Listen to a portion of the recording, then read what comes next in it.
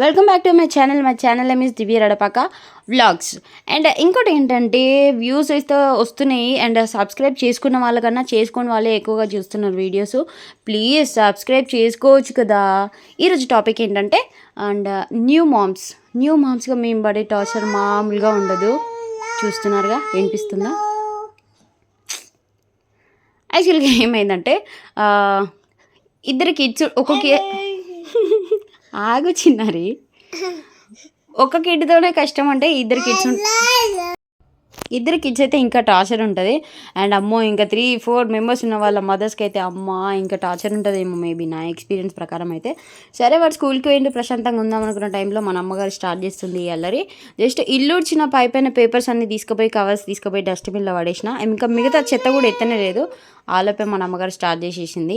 First round అయిపోయింది, second round అయిపోయింది. Half an అవర్లో అన్ని బుక్స్ అన్నీ పడేసింది. అసలు అమ్మో, ఎంత దారుణం కదా. అసలు ఒక పక్క మనం ముడుస్తూనే ఉంటాం, ఇంకో సైడ్ వాళ్ళు పడేస్తూనే ఉంటారు. ఎందుకు కావాలని చేస్తారేమో వీళ్ళందరూ, నాకు అర్థం కాదు.